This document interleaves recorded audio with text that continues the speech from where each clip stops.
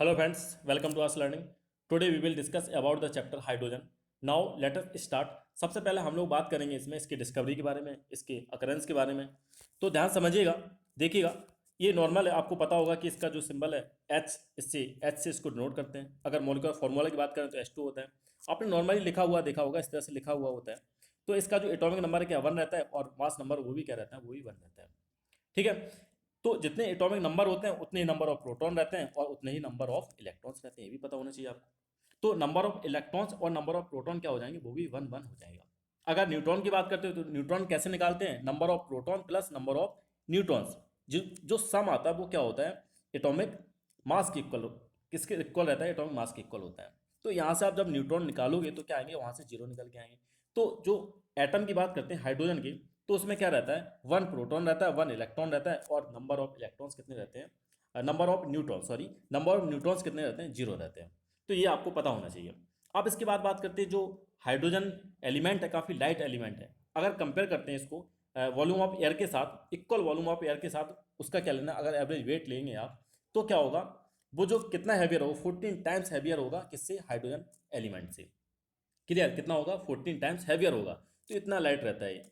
अगर बात करते हैं यूनिवर्स में, तो यूनिवर्स में ये मोस्ट अबंडेंट एलिमेंट है, जो कि लगभग कंट्रीब्यूट करता है 90% ऑफ यूनिवर्स। कितना कंट्रीब्यूट करता है, 90% ऑफ यूनिवर्स को कंट्रीब्यूट करता है, 90% ऑफ यूनिवर्स। अगर इसके डिस्कवरी की बात करते हैं, एक साइंटिस्ट थे रॉबर्ट बॉयले। तो इन्होंने इसके जो एलिमेंट्री कैरेक्टर्स है उसको स्टेबलाइज किया था। फिर इसके बाद हेनरी कैवेंडिश है, हेनरी कैवेंडिश ने वाटर प्रोड्यूस किया था। कैसे, हाइड्रोजन को बर्न करके, हाइड्रोजन क्या करके, बर्न करके in the presence of oxygen, तो क्या वाटर फॉर्म किया था। इसके बाद ये लेवोजियर साहब आए, तो उन्होंने इसका जो नाम है, नाम दिया था हाइड्रोजन।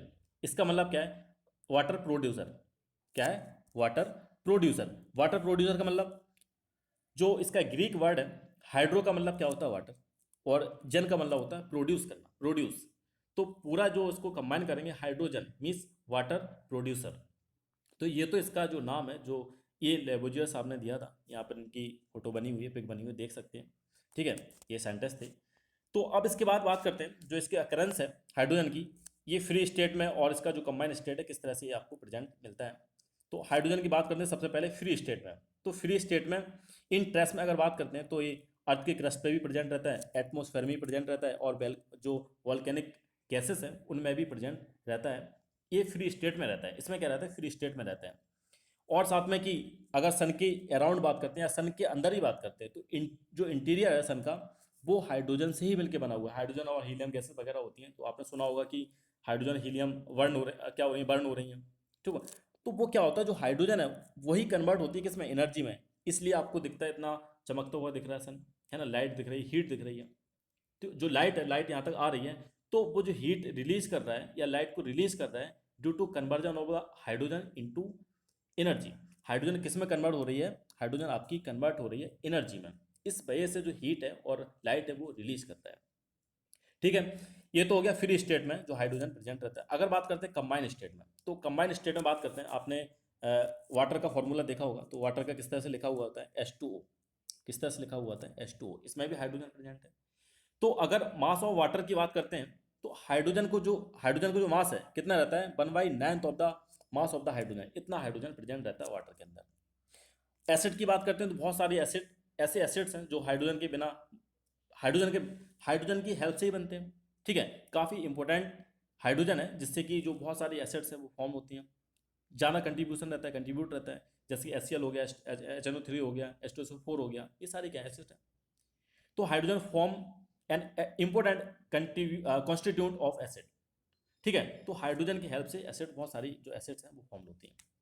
अब इसके बाद बात करते हैं ऑर्गेनिक कंपाउंड। तो ऑर्गेनिक कंपाउंड में भी जैसे कि आप जो ऑर्गेनिक कंपाउंड्स होते हैं, कार्बन हाइड्रोजन ऑक्सीजन से मिलकर बने हुए होते हैं।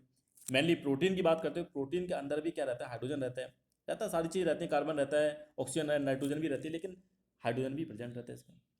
प्लांट एनिमल्स की बात करते हैं, तो जो इसके टिश्यूज होते हैं, जो इसके जो टिश्यूज हैं, वो क्या है, वो भी बने हुए होते हैं compound of hydrogen, compound of hydrogen की बने हुए होते हैं जो टिश्यूज होते हैं। तो ये तो हो गया जो हाइड्रोजन है किस तरह से आपका फ्री स्टेट में और कंबाइंड स्टेट में अवेलेबल रहता है, प्रेजेंट रहता है। ठीक है, अब जो मेन पॉइंट अब चलते हैं, अब इसके प्रिपरेशन की बात करते हैं। तो अब ये इसको ध्यान से समझिएगा, काफ़ी प्रिपरेशंस हैं, तो सारी एक एक करके प्रिपरेशन मैं बताऊंगा, तो आपको ध्यान रखना है, तो ध्यान से समझिएगा, देखिएगा। सबसे पहले हम लोग बात करेंगे मोस्ट जो रिएक्टिव एलिमेंट्स हैं, जैसे कि पोटेशियम हो गया, सोडियम हो गया, कैल्शियम हो गया। इनके साथ जब रिएक्ट करवाते हैं, किसका जो इनकी जो रिएक्शंस है वाटर के साथ करवाते हैं, वाटर लेकिन कैसा रहता है, कोल्ड वाटर रहता है। कैसा रहता है, कोल्ड वाटर रहता है। तो जब रिएक्शन करवाते हैं, रिएक्शन होती है, तो क्या होता है, मेटालिक हाइड्रोक्साइड फॉर्म होता है, और साथ में जो हाइड्रोजन है वो क्या होती है, लिबरेट होती है। हाइड्रोजन क्या होती है, लिबरेट होती है। लेकिन जो रिएक्शन है, ये काफ़ी फास्ट रिएक्शन, मतलब बहुत तेज से रिएक्शन होती है। एक एक्सोथर्मल रिएक्शन है, एक्सोथर्मिक रिएक्शन है, हीट बहुत ज़्यादा रिलीज होती है, और साथ में बहुत स्पीड में होती है, इन फ्यू सेकंड में तुरंत स्पीड में हो जाती है। तो इस वजह से जो ये मेथड है, इसको नॉट प्रिफर्ड, मतलब प्रिफर्ड नहीं करते हैं। ठीक है, मेथड इज नॉट प्रिफर्ड, इसको मतलब प्रिफर्ड नहीं करते हैं, क्योंकि बहुत स्पीड में होती है। और एक्सोथर्मिक रिएक्शन तो है ही, हीट तो बहुत ज़्यादा रिलीज होती है, लेकिन बहुत तेज़ी से हो जाती है। अब इसके बाद ये तो हो रही थी किसके साथ, कोल्ड वाटर के साथ जब रिएक्शन करवाते हैं।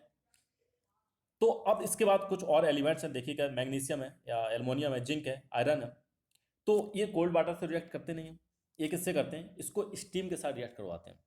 स्टीम के साथ रिएक्ट करवाते हैं, तो वहाँ पर आपका क्या फॉर्म होता है, मेटालिक ऑक्साइड फॉर्म होती है, और हाइड्रोजन भी यहाँ से लिबरेट होती है। तो ये प्रिपरेशन चल रही है, किस तरह से आप जो एक्टिव मेटल है या फिर लेस एक्टिव मेटल है, किस तरह से हाइड्रोजन को फॉर्म करते हैं। ठीक है, तो यहाँ से स्टीम के साथ रिएक्ट करवाएं किसको, मैग्नीशियम, एल्युमिनियम या फिर जिंक एंड जो आयरन है, तो क्या होगा, मेटालिक ऑक्साइड फॉर्म होंगी और हाइड्रोजन लिबरेट होगी। अब ये सारी चीज़ें, अब इसके बाद देखिएगा, ये जो आयरन से रिएक्शन करवाते हैं, तो ये क्या है, एक रिवर्सिबल रिएक्शन है, आपको इसको भी ध्यान रखिए, रिवर्सिबल रिएक्शन है। यहाँ पे दे रखा है, आयरन जब रिएक्ट करेगा तो आयरन ऑक्साइड बनता है और हाइड्रोजन गैस रिलीज होती है। अब इसके बाद नेक्स्ट जो पॉइंट है, किससे रिएक्ट करवाते हैं, कि जो कुछ एलिमेंट्स, कुछ आपके जो मेटल्स हैं, मैग्नीशियम हो गया, एल्युमिनियम हो गया, जिंक हो गया, आयरन हो गया, अब इनको डाइल्यूट एसिड के साथ रिएक्ट करवाते हैं। तो जब डाइल्यूट एसिड के साथ रिएक्ट करवाते हैं, तो भी क्या होता है, तो आपका जो मेटालिक साल्ट फॉर्म होता है, और साथ में जो हाइड्रोजन है वो लिबरेट होती है। तो इस तरह से भी प्रिपरेशन कर सकते हैं हाइड्रोजन गैस की। साथ में कुछ एल्कली से भी जो हाइड्रोजन गैस है उसकी प्रिपरेशन कर सकते हैं। एल्कली में आपका किससे रिएक्ट करवाएं, जिंक है, आपका लेड है, और आपका जो एल्युमिनियम उसको रिएक्ट करवाएं किससे, कंसनट्रेटेड एल्कली के साथ, जैसे सोडियम हाइड्रोक्साइड हो गया। तो क्या होगा, आपका मेटालिक साल्ट फॉर्म होगा, और साथ में आपकी जो हाइड्रोजन गैस है वो लिबरेट होगी। तो इस तरह से जो हाइड्रोजन की प्रिपरेशन है उसको आप कर सकते हैं। ठीक है, क्लियर है। हाँ, इसके बाद बात करते हैं, थोड़ा सा तबीयत भी सही नहीं है, लेकिन मैं रिकॉर्ड कर रहा हूँ। हल्का सा कल मुझे ऐसा लग रहा है कि सर्दी वगैरह हो गई है, तो अगर वॉइस में प्रॉब्लम है, कोई भी प्रॉब्लम होती है, तो आप उसको मैनेज करिएगा प्लीज़। अब इसके बाद बात करते हैं एक्टिविटी सीरीज की। ये नॉर्मली आपने एक्टिविटी सीरीज पढ़ते हैं, इसको एक बार मैंने और शायद क्लास में किसी में पढ़ाया था एक्टिविटी सीरीज के बारे में। तो थोड़ा सा और ओवरव्यू दे देता हूँ आपको। जो टॉप पे रहते हैं, टॉप सीरीज के टॉप पे रहते हैं एलिमेंट्स, जो जो आपकी मेटल्स हैं, वो आपके क्या है, मोस्ट एक्टिव मेटल्स रहते हैं। थोड़ा सा जब नीचे आते हैं तो वो क्या रहते हैं, लीस्ट एक्टिव मेटल्स रहते हैं।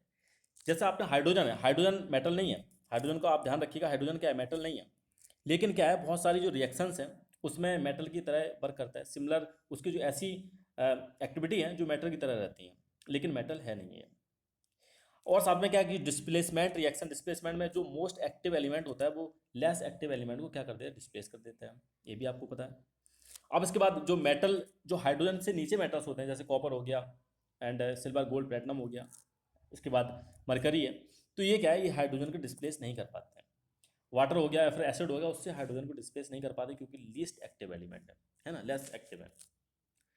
तो ये सारी चीज़ें होंगी। अब इसके बाद बात करते हैं जो सेकंड प्रिपरेशन है। फर्स्ट आपने देखा किस तरह से प्रिपरेशन हो रही थी, अब इसके बाद सेकंड देखिएगा। अब जो सेकंड प्रिपरेशन है वो किससे होगी, बाई इलेक्ट्रोलिसिस ऑफ एस्टिफाइड वाटर। तो एस्टिफाइड वाटर से उसकी इलेक्ट्रोलिसिस करवा के प्रिपरेशन कैसे होती है इसको समझिएगा। तो इस प्रोसेस में क्या करते हैं कि जो डिस्टिल्ड वाटर होता है उसको, डिस्टिल्ड वाटर को थोड़ा सा डाइल्यूट सल्फ्यूरिक एसिड उसमें मिक्स कर देते हैं एस्टिफाइड बनाने के लिए। ठीक है, डिस्टिल्ड वाटर को क्या बनाते हैं, एस्टिफाइड बना देते हैं, उसमें सल्फ्यूरिक एसिड फ्यू ड्रॉप्स उसमें मिक्स कर देते हैं। फिर उसके बाद जो इलेक्ट्रिक करंट है उसको पास करते हैं, इलेक्ट्रिक करंट पास कर देते हैं। अब इसके बाद एक चीज़ समझिएगा कि जो डिस्टिल्ड वाटर वो एस्टिफाइड क्यों लिया है, इसलिए लिया है, जो डिस्टिल्ड वाटर होता है आपका उसमें फ्री आयंस प्रेजेंट नहीं रहते हैं, फ्री आयंस अब्सेंट रहते हैं। तो इस वजह से फ्री आयंस को फ्री आयंस आपको क्या चाहिए, फ्री आयंस चाहिए, तभी तो इलेक्ट्रिसिटी आपकी जो करंट है आपका क्या होगा, फ्लो होगा। तो क्या करेंगे, उसमें एसिड को मिक्स कर देते हैं, एस्टिफाइड बना देते हैं। इस वजह से तो एस्टिफाइड होता है तो डिसोसिएशन हो जाता है, डिसोसिएट हो जाते हैं, वाटर किस में कन्वर्ट हो जाता है, फ्री आयंस में कन्वर्ट हो जाता है, H plus and OH minus में। ठीक है, S plus and OH minus में। इस वजह से जो एस्टिफाइड वाटर होता है वो क्या होता है, हो जाता है, इलेक्ट्रिसिटी को कंडक्ट कर सकता है। ठीक है, अब इसके बाद जो एपरेटस है, यहाँ पर आप देख सकते हैं एपरेटस है, ये बना हुआ है। तो एपरेटस में क्या है कि इसमें 3 लिम्स होते हैं, ये 3 लिम्स है, आपस में इंटरकनेक्ट रहते हैं एक दूसरे से। ये आपका जो ये वाला पार्ट है, यहाँ पर एक प्लेटिनम फॉयल लगाई जाती है, ये एनोड है। ठीक है, ये एनोड है और ये कैथोड रहता है। तो क्या रहता है कि जो इलेक्ट्रोड है, ये दोनों क्या रहते हैं, इलेक्ट्रोड रहते हैं, यहाँ पर प्लेटिनम फॉयल लगाई जाती है। और इसको जो एनोड वाला पार्ट है, ये पॉजिटिव टर्मिनल से कनेक्ट किया जाता है बैटरी के पॉजिटिव टर्मिनल से, और जो नेगेटिव वाला टर्म है उसको नेगेटिव टर्मिनल से अटैच किया जाता है। तो इस तरह से जो अरेंजमेंट है वो किया जाता है, और इसमें फिल्ड किया जाता है, सी से फिल्ड कर दिया जाता है इलेक्ट्रोलाइट को। जो इलेक्ट्रोलाइट क्या है, यहाँ पर एस्टिफाइड वाटर है, H2O है, एस्टिफाइड। क्लियर है। तो ये तो हो गया एपरेटस क्या होता है, एपरेटस, इस एपरेटस को नाम भी इसका ध्यान रखिएगा, हॉल्फमैन वोल्ट मीटर। क्या है, हॉल्फमैन वोल्ट मीटर।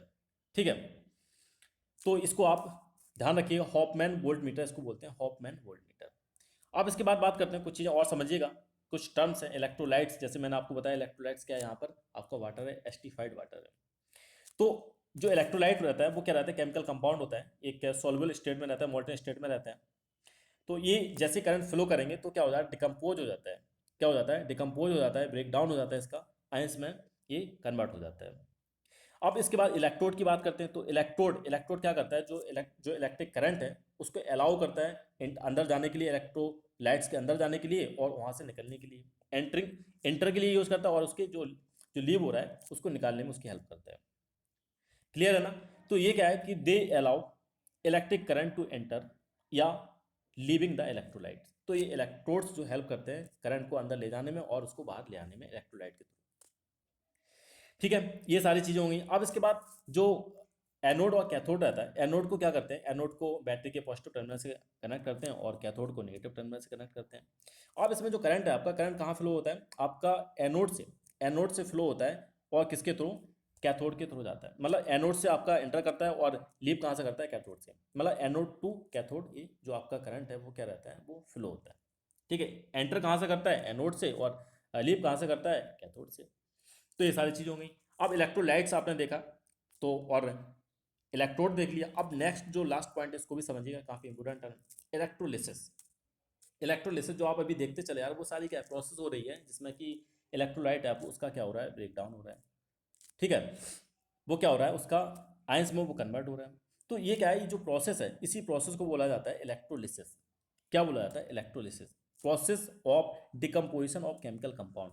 केमिकल कंपाउंड का क्या हो रहा है, डिकम्पोजिशन हो रहा है।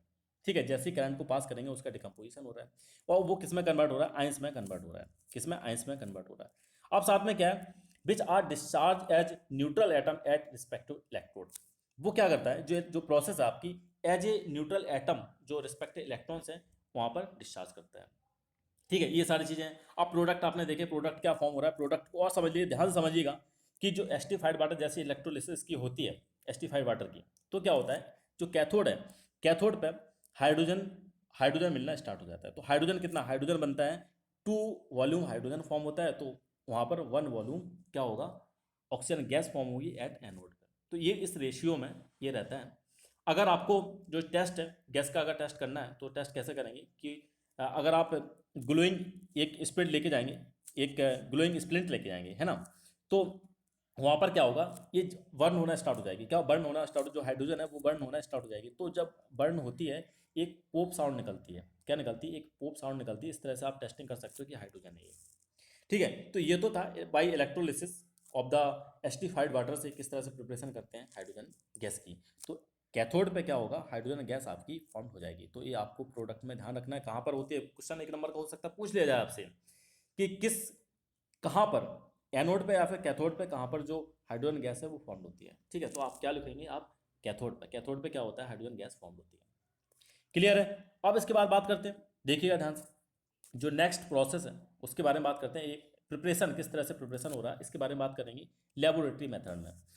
तो लेबोरेटरी मेथड में क्या होता है कि कुछ यहाँ पर एक लिम्ब दे रखा है एक, तो उसमें क्या करते हैं, एक फ्लास्क है, ठीक है। फ्लास्क में क्या करते हैं, यहाँ पर देखिएगा, ये यहाँ से फ्लास्क में क्या करते हैं, जो ग्रेन्यूल्स होता है उसको ऐड कर देते हैं, जिंक ग्रेन्यूल ऐड कर देते हैं। साथ में 2 होल्डर स्टॉपर्स होते हैं यहाँ पर, एक स्टॉपर यहाँ पर देख सकते हैं, यहाँ पर लगे हुए 2 स्टॉपर होते हैं।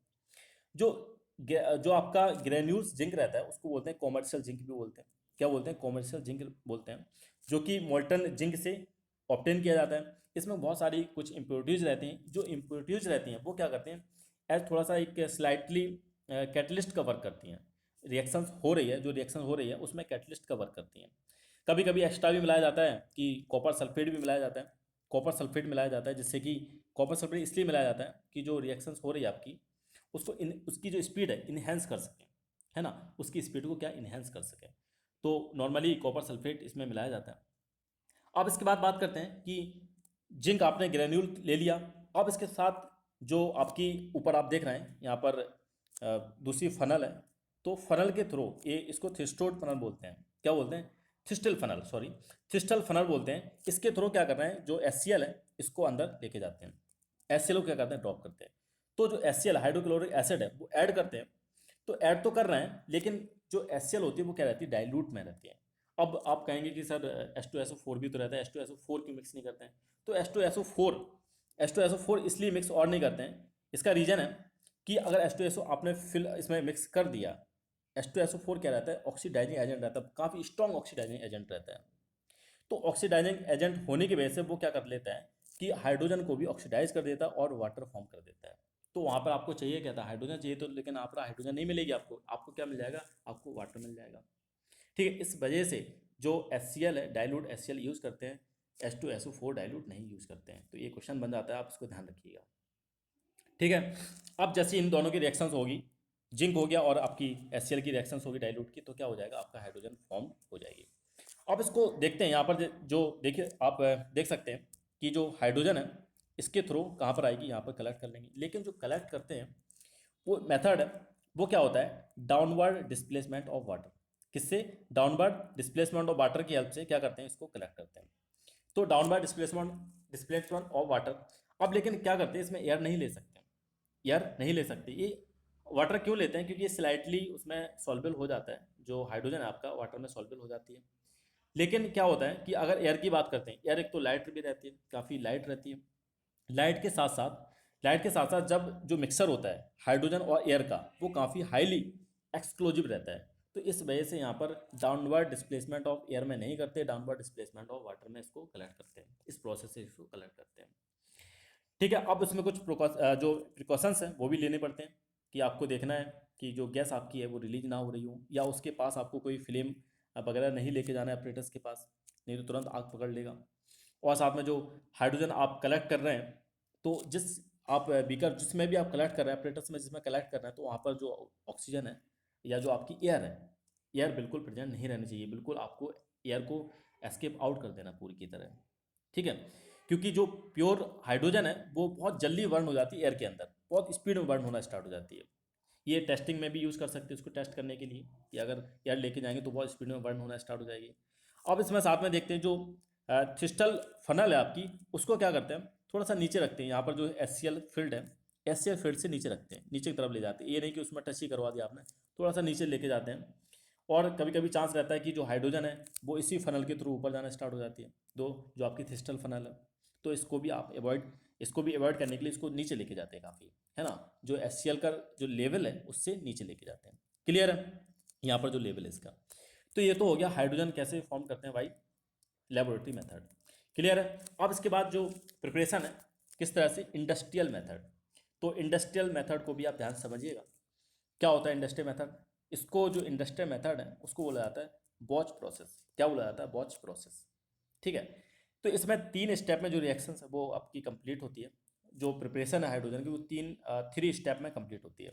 फर्स्ट स्टेप में क्या करते हैं, फर्स्ट स्टेप में क्या करते हैं, जो आपका वाइट हॉट कोक लेते हैं, उसमें उसके ऊपर से क्या करते हैं, स्टीम को पास करते हैं स्टीम को, किससे, किसके साथ, वाइट हॉट कोक। तो हॉट कोक आप बोल सकते हो, कार्बन भी बोल सकते हो। तो कार्बन के अंदर से क्या करते हैं, स्टीम को आप पास करते हैं, ठीक है। स्टीम पास करेंगे और टेम्परेचर भी आपको फिक्स रखना होता है, लगभग 1000 अप्रोक्स, इसके आसपास ही, फिक्स नहीं बोल सकते, इसके आसपास ही टेम्परेचर रखना पड़ता है, ठीक है। तो 1000 डिग्री सेल्सियस के आसपास में टेम्परेचर रखना पड़ता है। और चैम्बर होता है स्पेशल डिजाइन, एक कन्वर्टर होता है जिसमें कि जो सारी प्रोसेस हैं की जाती हैं, ये जो स्टेप्स हैं किए जाते हैं। अब इसके साथ साथ जैसे ही कार्बन की रिएक्शन स्टीम के साथ होती है तो कि वाटर गैस फॉर्म होती है, क्या होती है, वाटर गैस फॉर्म होती है। तो वाटर गैस क्या होती है, कार्बन मोनोऑक्साइड और हाइड्रोजन का दोनों का मिक्सचर होता है। तो वाटर गैस को आपको ध्यान रखना है कि वाटर गैस क्या होती है। ये तो फर्स्ट स्टेप में आपकी क्या होगी, वाटर गैस आपकी फॉर्म हो जाएगी। सेकेंड स्टेप में क्या करेंगे, एक्सेस अमाउंट ऑफ और स्टीम यहाँ से पास करेंगे। कुछ इसमें कैटलिस्ट भी लेते हैं, आयरन ऑक्साइड का कैटलिस्ट लेते हैं, प्रोमोटर भी रहते हैं जो कि जो इफिशियंसी है कैटलिस्ट की उसको इंक्रीज कर दे। प्रोमोटर क्या लेते हैं, क्रोमियम ऑक्साइड Cr2O3 लेते हैं, ठीक है। तो इसमें एक क्या लेते हैं, क्रोमिक ऑक्साइड, माफ कीजिएगा, क्रोमिक ऑक्साइड लेते हैं। तो क्रोमिक ऑक्साइड भी लेंगे और साथ में क्या लेंगे, ये जो आयरन ऑक्साइड्स हैं वो क्या लेते हैं, कैटलिस्ट की फॉर्म में लेते हैं, प्रोमोटर भी लेते हैं। तो एक्सेस अमाउंट ऑफ स्टीम से जब इसको पास करवाते हैं वाटर गैस को तो क्या फॉर्म होता है, आपकी कार्बन डाइऑक्साइड फॉर्म हो जाती है और यहाँ से आपकी जो हाइड्रोजन गैस है वो फॉर्म हो जाती है, ठीक है। तो ये तो होता है सेकंड, ये जो सेकंड प्रोसेस उसमें होता है। अब यहाँ पर टेम्परेचर भी आपको, टेम्परेचर एक एलिवेटेड टेम्परेचर लेना होता है, इसको बोला जाता है 450 डिग्री सेल्सियस के आसपास टेम्परेचर भी आपको लेना पड़ता है। तो यहाँ से आपका क्या हो रहा है, जो कार्बन मोनोऑक्साइड है वो किस में कन्वर्ट हो रही है, कार्बन डाइऑक्साइड में कन्वर्ट हो रही है। तो फाइनल आपको जो प्रोडक्ट है वो क्या मिलेगा, कार्बन डाइऑक्साइड, एंड आपको जो हाइड्रोजन गैस है वो फॉर्म हो जाएगी final product, as a final product. अब इसके बाद बात करते हैं कि जो थर्ड स्टेप है, जो थर्ड स्टेप उसमें क्या करते हैं, सेपरेट आउट करते हैं किस चीज़ को, जो मिक्सचर आपका कंप्लीट हो गया उसमें से आपको क्या करना होता है, क्योंकि मिक्सचर में क्या क्या है, कार्बन डाइऑक्साइड है, कार्बन मोनोऑक्साइड भी है। तो इन चीज़ों को क्या करते हैं, सेपरेट करते हैं। तो अलग करते हैं, कैसे करते हैं, तो इनको सेपरेट, जो सेपरेशन मेथड्स हैं एक एक करके देखते हैं। अगर बात करते हैं कि कार्बन डाइऑक्साइड को, तो कार्बन डाइऑक्साइड को कैसे रिलीज करते हैं, इसमें क्या करते हैं कि पोटाश सॉल्यूशन, एक है कास्टिक पोटाश सॉल्यूशन, या बोल सकते हैं पोटेशियम हाइड्रोक्साइड को क्या करते हैं, मिक्स कर देते हैं, ठीक है। मिक्स कर देते हैं, उससे आपकी जो आपकी कार्बन डाइऑक्साइड है वो क्या हो जाती है, रिमूव हो जाता है।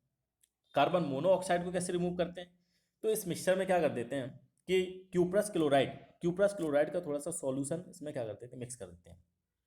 तो इसकी हेल्प से क्या होता है, कार्बन मोनोऑक्साइड यहाँ से सेपरेट हो जाती है। क्लियर है, तो सेपरेशन हो गया। अब फाइनल जो प्रोडक्ट है after separation of the carbon monoxide and carbon monoxide and carbon dioxide, क्योंकि जो कार्बन मोनोऑक्साइड है थोड़ी सी ऐसा रहता है ना, आपने देखा था यहाँ पर वाटर गैस बन रही थी, वाटर गैस बनना, तो वाटर गैस क्या है, कार्बन मोनोऑक्साइड प्लस हाइड्रोजन का मिक्सचर है। तो वहाँ पर क्या होता है, बहुत सारी जो आपकी कार्बन मोनोऑक्साइड्स हैं, यहाँ पर देखिएगा एक बार और समझाता हूँ, जो आपकी कार्बन मोनोऑक्साइड है वो किस में कन्वर्ट हो रही है, कार्बन डाइऑक्साइड में कन्वर्ट हो रही है। तो कुछ जो कार्बन मोनोऑक्साइड है अनरिएक्टिव फॉर्म में रहती है, किस में रहती है, अनरिएक्टिव फॉर्म में। तो इस वजह से उसको क्या करना पड़ता है, सेपरेट आउट करना पड़ता है। और कार्बन डाइऑक्साइड तो है ही, तो दोनों चीज़ों को सेपरेट करना पड़ेगा, जब आपको प्योर आपको क्या मिलेगी, हाइड्रोजन गैस आपको वहाँ पर मिल जाएगी। तो इस तरह से प्रिपरेशन करते हैं, इस तरह से आप प्रिपरेशन कर सकते हैं इंडस्ट्रियल मेथड से, वॉच प्रोसेस से, किसकी, हाइड्रोजन की। अब बात करते हैं नेक्स्ट पॉइंट की तरफ चलते हैं, फिजिकल प्रॉपर्टी के बारे में बात करते हैं। क्या है फिजिकल प्रॉपर्टी, तो देखिएगा बात करते हैं कलर की। तो ये क्या कलरलेस गैस होती है, ये क्या एक कलरलेस गैस है, साथ में ऑर्डरलेस टेस्टलेस गैस होती है।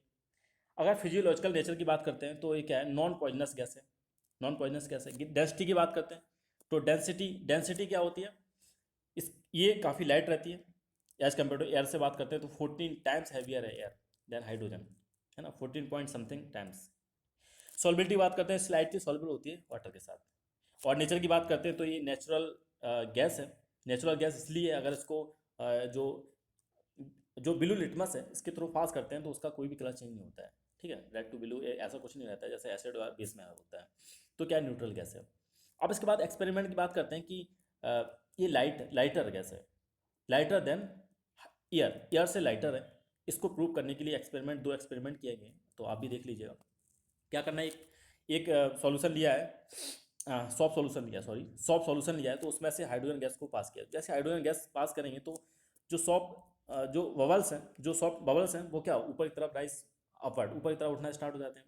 सॉफ्ट बबल हैं उसमें हाइड्रोजन गैस फिल्ड हो जाती है, इस तरह से ऊपर उठना स्टार्ट हो जाते हैं। अब क्या है, एयर से जब ऊपर जा रहे हैं तो इसका मतलब क्या है, एयर से लाइट तो है इसका मतलब, ठीक है। तो ये भी ऑब्जर्वेशन है कि एयर से लाइट है, इस तरह से एक्सपेरिमेंट करके समझ सकते हैं।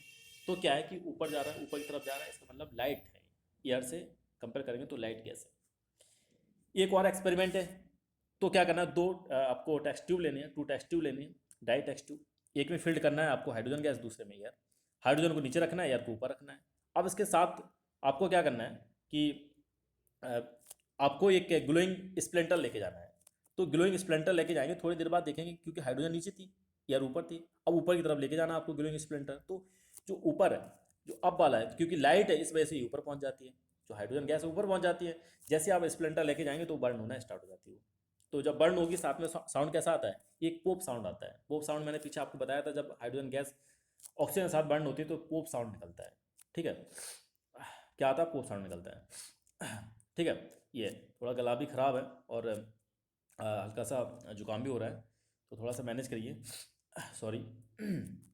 अब इसके बाद देखिएगा तो क्या होता है। हाँ, जो हाइड्रोजन गैस है वो लाइटर है, इस वजह से ऊपर ऊपर पहुंच जाती है, क्योंकि नीचे थी इस वाली जो ट्यूब में थी, इस टेस्ट ट्यूब में थी, तो ऊपर पहुंच जाती है, एयर नीचे आ जाती है। क्यों? क्योंकि वो लाइट है। और स्प्लिंटर तो आप समझ सकते हो क्या हो रही है, बर्न हो रही है। पोप साउंड वहाँ से आप सुन सकते हो पोप साउंड को। तो इसका मतलब क्या है, हाइड्रोजन क्या है, लाइट है एज कम्पेयर टू एयर, या लाइटर देन एयर। ये हो गया। अब इसके बाद केमिकल प्रॉपर्टीज़ की बात करते हैं, ये भी काफ़ी इंपॉर्टेंट है, तो इसको ध्यान से सुनिएगा। अभी फिजिकल प्रॉपर्टीज़ थी, केमिकल प्रॉपर्टी की बात करते हैं, एक एक करके समझिएगा। तो प्योर अगर हाइड्रोजन है तो एक एक पेल ब्लू फ्लेम के साथ क्या होती है, बर्न होती है, और साथ में वाटर को फॉर्म करती है। किसको? वाटर को फॉर्म करती है। अगर हाइड्रोजन और एयर का मिक्सचर की बात करें तो अभी आपने देखा था, एक साउंड निकलती है, पोप साउंड। पोप साउंड आप सुन सकते हो जब वो बर्न होती है। अब बात करते हैं कुछ रिएक्शन से, अगर ऑक्सीजन के साथ रिएक्शन करवाएंगे, ऑक्सीजन के साथ जो रिएक्शन है उसकी करवाएंगे, तो क्या होगा, पेल ब्लू फ्लेम आप प्रोड्यूस होगा, उसको आप देख सकते हैं। और साथ में आपका जो वाटर है, वाटर भी फॉर्म होता है। क्लोरीन के साथ रिएक्शन करवाएंगे, तो जब डिफ्यूज सनलाइट में रिएक्शन करवाएंगे, जो डिफ्यूज सनलाइट में आप रिएक्शंस करवाएंगे तो क्या होगा, स्लो रिएक्शंस होंगी। लेकिन एक्सप्लोजिव तब होगी जब आप डायरेक्ट सनलाइट के प्रेजेंस में इसकी रिएक्शंस करवा देंगे। ठीक है, काफ़ी एक्सप्लोजिव होगी। और हाइड्रोजन किसके साथ, क्लोरीन के साथ। ठीक है, तो इस बात को ध्यान रखना है। डिफ्यूज का मतलब जो सनलाइट है वो कम क्वांटिटी में, लेस क्वांटिटी में, यहाँ पे डायरेक्ट सनलाइट में आ जाएगा, तो जो hydrogen chloride form HCl gas भी प्रोड्यूस होगी, और साथ में काफ़ी एक्सप्लोजिव रहती है रिएक्शंस, काफ़ी एक्सप्लोजिव रहती है। अब साथ में क्या है कि नाइट्रोजन नाइट्रोजन के साथ रिएक्शंस करवाएंगे। ये क्या होता है, जो अमोनिया की प्रिपरेशन में इसका अमोनिया की प्रिपरेशन में इसका यूज़ किया जाता है। अमोनिया प्रिपरेशन में टेम्परेचर भी कुछ रखा जाता है, टेम्परेचर फिक्स रहता है, लगभग 450 से 500 डिग्री सेल्सियस के आसपास रहता है। प्रेशर भी रखा जाता है 200 से 900 एटमॉस्फेरिक प्रेशर। और साथ में कैटलिस्ट भी यूज़ किया जाता है, आयरन के कैटलिस्ट यूज किया जाते हैं। ठीक है, इस तरह से जो अमोनिया है वो फॉर्म हो जाती है। अमोनिया के प्रिपरेशन में इसका यूज़ किया जाता है हाइड्रोजन का। साथ में अगर सल्फर के साथ रिएक्शन करवा देते हैं, मोल्टन सल्फर के साथ जो रिएक्शन है वो करवा देते हैं, तो क्या बनता है, हाइड्रोजन सल्फाइड फॉर्म हो जाती है। हाइड्रोजन सल्फाइड एक गैस रहती है, काफ़ी फोल गैस रहती है, मतलब गंदी से स्मेल आती है इसमें, काफ़ी गंदी स्मेल आती है। तो ये क्या है, सल्फर से आप जो हाइड्रोजन सल्फाइड का फॉर्म करवा रहे हैं in the presence of hydrogen की हेल्प से आप क्या करवा रहे हैं, हाइड्रोजन सल्फाइड की प्रिपरेशन करवा रहे हैं, तो इसमें भी इसका यूज किया जाता है। अब इसके बाद बात करते हैं रिड्यूसिंग एजेंट। क्या कर रहा है, रिड्यूसिंग एजेंट की तरह वर्क करता है। क्या करता है कि रिड्यूस कर देता है बहुत सारे जो ऑक्साइड्स होते हैं, लेस मेटल के, लेस एक्टिव मेटल के ऑक्साइड्स होते हैं, उनको क्या करते हैं, रिड्यूस कर देता है हाइड्रोजन। जैसे जिंक का हो गया, zinc oxide, iron oxide, lead या फिर कॉपर ऑक्साइड, इनको रिड्यूस करवा देता है। एक रिड्यूसिंग एजेंट की तरह वर्क करता है कौन, हाइड्रोजन। तो जो रिड्यूस होकर क्या बन रहा है, जिंक बन रहा है, आयरन बन रहा है, लेड बन रहा है, कॉपर बन रहा है। ठीक है, इस तरह से रिड्यूसिंग एजेंट की तरह भी वर्क करता है। हाइड्रोजनेशन ऑफ रिएक्शन क्या होता है कि कुछ ऑर्गेनिक कंपाउंड होते हैं, इसमें हाइड्रोजन को जैसे ऐड करते हैं, कुछ कैटलिस्ट की प्रेजेंस में, प्लेटिनम हो गया या फिर निकल हो गया, तो क्या होता है, जो हाइड्रोजनेशन होता है, तो हाइड्रोजन को ऐड करना ही क्या है, हाइड्रोजनेशन इसको बोला जाता है। ठीक है, हाइड्रोजनेशन में क्या करते हैं, ऑर्गेनिक कंपाउंड है उनमें हाइड्रोजन का ऐड करते हैं in the presence of catalyst. कौन कौन से, प्लेटिनम या फिर निकल, आप कुछ भी ले सकते हैं। ठीक है, इस तरह से हाइड्रोजनेशन रिएक्शंस होती है। क्लियर हो गया। अब बात करते हैं कुछ और केमिकल प्रॉपर्टीज़ की बात करते हैं।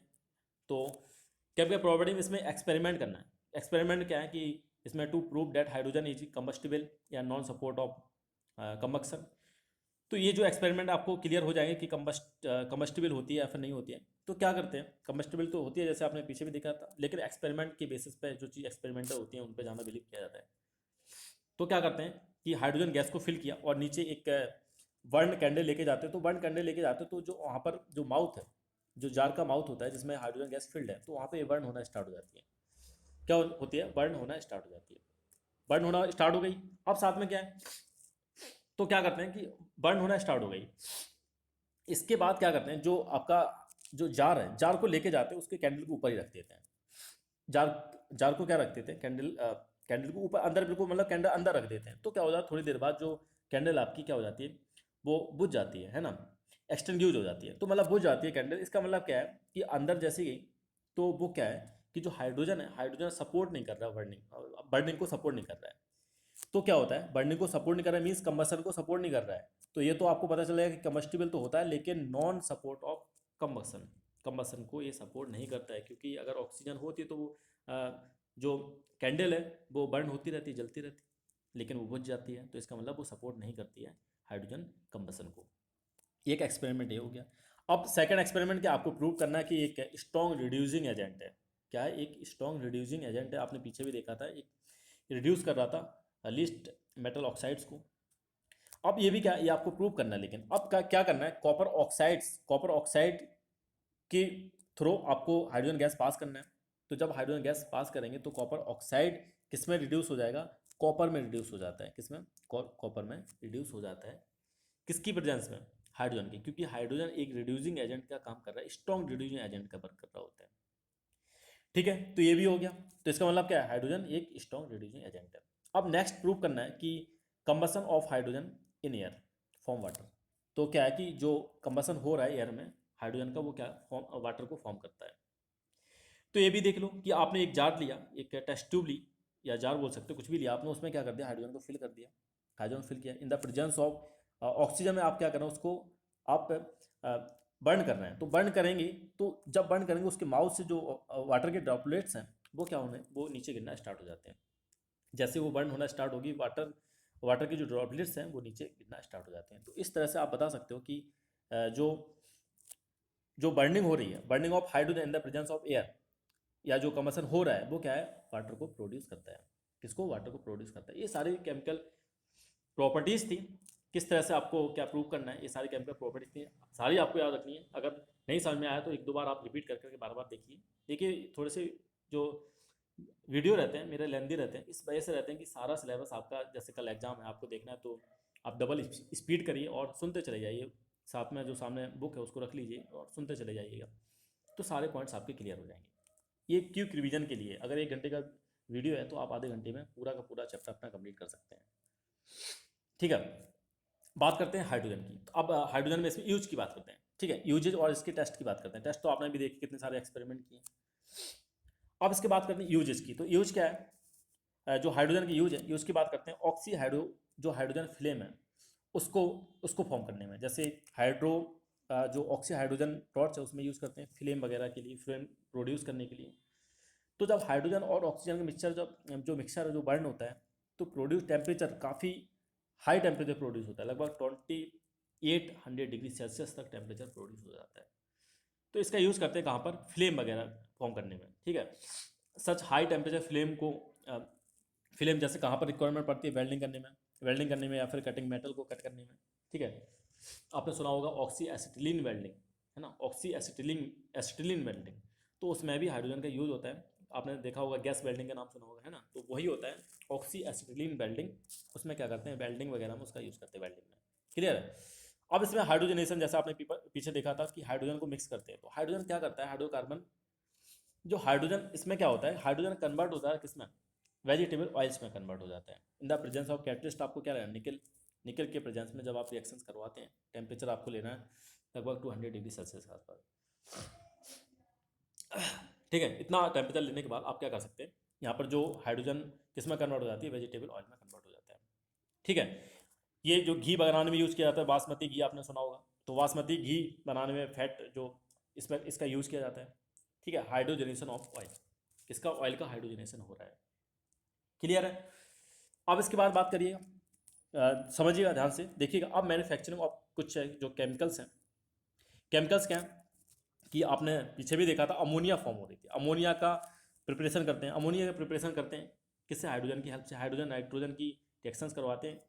वहाँ पर टेम्परेचर भी आपका 450 डिग्री के आसपास, सेल्सियस के आसपास रहता है, और प्रेशर भी रहता है। और साथ में जो कैटलिस्ट है, जो कैटलिस्ट है, आयरन को एज ए कैटलिस्ट यूज़ किया जाता है। यहाँ से जो आपकी अमोनिया वो फॉर्म्ड हो जाती है। और अमोनिया का कहाँ पर यूज़ किया जाता है, फर्दर यूज़ किया जाता है मैन्युफैक्चरिंग के लिए, फर्टिलाइजर्स हो गया, नाइट्रिक एसिड्स हो गया, एंड एक्सप्लोजिव्स भी हो गए, बहुत सारे एक्सप्लोजिव्स हैं, उनकी मैन्युफैक्चरिंग के लिए इसका यूज़ किया जाता है। अब साथ में कि इसकी जो टेस्टिंग वगैरह है, जैसा आपने देखा बहुत सारे में देखा था, जो पेल ब्लू कलर, ब्लू उसका फ्लेम का कलर है, ठीक है, पेल ब्लू फ्लेम आपका फॉर्म होता है, साथ में वाटर भी फॉर्म होता है, ठीक है। ये क्या है, जब आप बर्न करेंगे किसको, प्योर हाइड्रोजन को, ठीक है। अब इसके साथ जब आप मिक्सचर होता है, मिक्सचर को बर्न करेंगे हाइड्रोजन और एयर को, तो वो कौन सी साउंड निकलती है, पोप साउंड निकलती है। तो आप ये ध्यान रख सकते हैं कि ये जो बर्निंग हो रहा है हाइड्रोजन का, किस तरह से हो रहा है, प्योर फॉर्म में हो रहा है या फिर मिक्सचर के फॉर्म में हो रहा है। क्लियर है। अब इसके बाद नेक्स्ट जो लास्ट टॉपिक है, इसको और समझ लीजिएगा, इसके बाद ये एंड होने वाला है आपका जो वीडियो है, काफ़ी लेंथी हो गया। तो देखिए ऑक्सीडेशन और जो रिडक्शन है वो क्या होता है। ऑक्सीडेशन में क्या होता है, ये थोड़ा सा इसकी जो फोटो है क्लियर नहीं आई है, लेकिन मैं समझाने की कोशिश करता हूँ। तो ऑक्सीडेशन में क्या होता है, ऑक्सीडेशन में एडिशन ऑफ ऑक्सीजन, तो यहाँ से आप समझ सकते हो, ओ से स्टार्ट हो रहा है, ओ से स्टार्ट हो रहा है, तो ओ ऑक्सीजन से भी स्टार्ट होता है, ऑक्सीजन ओ से वो भी स्टार्ट होता है, तो ओ का मतलब ऐड हो रहा है, इसमें क्या ऑक्सीजन ऐड हो रहा है। तो ऐसा सब्सटेंस जिसमें जो केमिकल रिएक्शंस हो रही है, तो केमिकल रिएक्शंस में क्या हो रहा है, ऐसे सब्सटेंस के साथ एडिशन हो रहा है ऑक्सीजन का और रिमूवल हो रहा है हाइड्रोजन का। साथ में एक पॉइंट और याद रखिए, ऑयल, OIL, और इसको रिग, RIG। तो मतलब क्या है, ऑयल का मतलब क्या है, ऑयल का ओ से स्टार्ट हो रहा है, तो ऑक्सीडेशन इज एल, एल का मतलब loss of electron, lose of electron, loss of electron. Oil का मतलब क्या, ओ से ऑक्सीजन, आई से एज, और एल से एल, एल से क्या हो जाएगा, लॉस। तो oxidation is lose of electron, lose of electron. Clear हो गया। रिक का मतलब क्या है, reduction is gain of electron, reduction क्या है, गेन ऑफ इलेक्ट्रॉन। तो रिडक्शन में क्या होता है, इलेक्ट्रॉन का गेन होता है, और ऑक्सीडेशन में क्या होता है, लॉस ऑफ इलेक्ट्रॉन होता है, ठीक है। तो ये भी साथ में सारी चीज़ें याद रखनी है आपको। अब इसके बाद देखिए कि जो ऑक्सीडेशन रिएक्शंस है, इसमें क्या एडिशन ऑफ ऑक्सीजन किस तरह से हो रहा है, और हाइड्रोजन की रिमूवल कैसे हो रहा है, इलेक्ट्रॉन का लॉस कैसे हो रहा है। तो ये भी देखिएगा कि कॉपर की रिएक्शन करवाते हैं ऑक्सीजन के साथ, तो क्या हो रहा है, कॉपर की जब रिएक्शन करवाएंगे तो कॉपर ऑक्साइड फॉर्म होता है, तो ऑक्सीजन का क्या हो रहा है, यहाँ पे एडिशन हो रहा है। हाइड्रोजन सल्फाइड की रिएक्शन करवाएंगे क्लोरीन के साथ, तो क्या हो रहा है, हाइड्रोजन क्या हो रहा है, यहाँ से रिमूव हो रहा है, क्या बन रहा है, हाइड्रोजन क्लोराइड बन रहा है, ठीक है, HCl बन रहा है, हाइड्रोक्लोरिक एसिड बन रही है। क्लियर है। तो यहाँ पर क्या हो रहा है, जो हाइड्रोजन है उसका क्या हो रहा है, रिमूवल हो रहा है। साथ में अगर बात करते हैं next, loss of the electron, तो क्या है, फेरस क्लोराइड को जब रिएक्ट करवाते हैं किससे, क्लोरीन के साथ, तो फेरिक क्लोराइड बनता है। तो यहाँ पर देखिएगा कि जो आयरन है उसके जो इलेक्ट्रॉन्स है, तो Fe+2 है, यहाँ पर Fe क्या हो जाएगा, +3 हो जाएगा। मीन्स क्या हो रहा है कि जो लॉस हो रहा है इलेक्ट्रॉन, 1 इलेक्ट्रॉन क्या होगा, लॉस हो गया, फेरस से फेरिक बन गया। आप सेम इसमें भी रिडक्शन में भी देख सकते हैं कि यहाँ पर भी क्या हो रहा है, ऑक्सीजन का रिमूवल हो रहा है, एडिशन हो रहा है हाइड्रोजन का, और यहाँ पर गेन ऑफ इलेक्ट्रॉन हो रहा है। मीन्स फेरिक से आपका किस में कन्वर्ट हो रहा है, फेरस में कन्वर्ट हो रहा है। फेरिक से किस में कन्वर्ट हो रहा है, फेरिक, फेरिस से फेरिक में, फेरस में कन्वर्ट हो रहा है। तो क्या हो रहा है, गेन ऑफ इलेक्ट्रॉन, कि 1 इलेक्ट्रॉन का क्या हो रहा है, गेन हो रहा है यहाँ पर। तो ये तो था ऑक्सीडेशन और रिडक्शन के बारे में। सिमिलरली दोनों रिएक्शंस अगर इसको समझ जाएंगे तो ये तो आराम से समझ ही जाएंगे आप, अपोजिट है दोनों का, एक दूसरे का अपोजिट है। रिडॉक्स रिएक्शन की बात करते हैं, तो जो रिडॉक्स रिएक्शंस है उसमें क्या होता है, ऑक्सीडेशन और रिडक्शन दोनों साथ में होता है। मीन्स अगर एक सब्सटेंस का क्या हो रहा है, ऑक्सीडेशन हो रहा है, तो दूसरे का रिडक्शन होगा। तो दोनों रिएक्शंस है सिमल्टेनियसली प्रोसीड होती हैं, ऑक्सीडेशन एंड रिडक्शन। मीन्स क्या है, गेन ऑफ द इलेक्ट्रॉन या लॉस ऑफ द इलेक्ट्रॉन्स। ये जो रिडॉक्स रिएक्शन में ये सारी दोनों चीज़ें कंबाइन होकर चलती हैं। क्लियर है। तो देखिएगा अगर बात करते हैं कि क्लोरीन जब रिएक्शन हो रही है किसके साथ, हाइड्रोजन सल्फाइड के साथ, तो हाइड्रोक्लोरिक एसिड गैस बन रही है और सल्फर फॉर्म हो रहा है। तो ऊपर वाले में देखिए कि जो क्लोरीन है उसका क्या हो रहा है, रिडक्शन हो रहा है, रिड्यूस हो रहा है वो, सॉरी क्लोरीन क्या हो रहा है, रिड्यूस हो रहा है, क्या बन रहा है आपका, HCl बन रहा है, मतलब गेन ऑफ द हाइड्रोजन, क्या हो रहा है, गेन ऑफ द हाइड्रोजन। नीचे वाली रिएक्शन देखते हैं तो इसमें क्या हो रहा है, ऑक्सीडेशन हो रहा है, ऑक्सीडाइज हो रहा है, ठीक है, रिमूवल ऑफ हाइड्रोजन हो रहा है हाइड्रोजन सल्फाइड से। तो ये सारी चीज़ें ये क्या है, रिडॉक्स रिएक्शंस है, जिसमें कि दोनों ही कंबाइन चल रहा है, ऑक्सीडेशन एंड रिडक्शन। कुछ और बात करते हैं, ऑक्सीडाइजिंग एजेंट की बात करते हैं और रिड्यूसिंग एजेंट की बात करते हैं। तो ऑक्सीडाइजिंग एजेंट क्या होते हैं, जो कि क्या है, they are substance which lose oxidation, gain hydrogen या फिर एक्सेप्ट इलेक्ट्रॉन्स। तो ये तीनों चीज़ें कोई भी एक हो रहा है तो वो क्या है, एक आपका ऑक्सीडाइजिंग एजेंट है। अब जो ऑक्सीडाइजिंग एजेंट दे रखे ये आपको सारे याद कर लेना है। ऑक्सीजन हो गया, क्लोरीन हो गया, H2O2 हो गया, कंसनट्रेशन H2SO4 हो गया, HNO3 हो गया। तो ये सारे क्या है, आपकी ऑक्सीडाइजिंग एजेंट है। आपको याद होने चाहिए सारे ऑक्सीडाइजिंग एजेंट जो यहाँ पर लिखे हुए हैं, पता तो होना चाहिए। और रिड्यूसिंग एजेंट भी हैं, उसके अपोजिट क्या होता है, जो रिड्यूसिंग एजेंट है उनके पास होता है, ठीक है। ये क्या होता है, इसमें क्या होता है, गेन ऑफ ऑक्सीजन या फिर लॉस ऑफ हाइड्रोजन या डोनेट करते हैं इलेक्ट्रॉन्स को। अब एक चीज़ और समझिए, लास्ट पॉइंट है, समझिएगा, जो सब्सटेंस है, the substance that gets reduce act as reducing agent. मतलब जो सब्सटेंस है क्या कर रहे हैं कि रिड्यूस, क्या कर रहे हैं, गेट रिड्यूस, जो रिड्यूस हो रहे हैं, जो रिड्यूस हो रहे हैं सब्सटेंस, वो ऑक्सीडाइजिंग एजेंट, वो ऑक्सीडाइजिंग एजेंट की तरह बिहेव करते हैं। क्या ये क्लियर सही है, कैसे सही है, देखिए, जो रिड्यूस हो रहा है, तो रिड्यूस का मतलब क्या हो रहा है, ध्यान समझिएगा। तो जो रिड्यूस हो रहा है, रिड्यूस का मतलब क्या है कि आप समझ सकते हैं कि गेन ऑफ हाइड्रोजन, रिड्यूस में क्या हो रहा है, गेन ऑफ हाइड्रोजन हो रहा है या लॉस ऑफ ऑक्सीजन हो रहा है, यही तो हो रहा है ना, या एक्सेप्ट कर रहे हैं किसको, इलेक्ट्रॉन को। तो जो हो रहा है, जो रिड्यूस हो रहा है, जो सब्सटेंस रिड्यूस हो रहे हैं, तो वो ऑक्सीडाइजिंग एजेंट के अंदर ही तो आएंगे, क्योंकि ये सारी चीज़ें उसके अंदर हो रही हैं। हाइड्रोजन का गेन कर रहे हैं, या फिर जो ऑक्सीजन है उसका लूज हो रहा है, वो लॉस हो रहा है उसका, या फिर इलेक्ट्रॉन को एक्सेप्ट कर रहे हैं।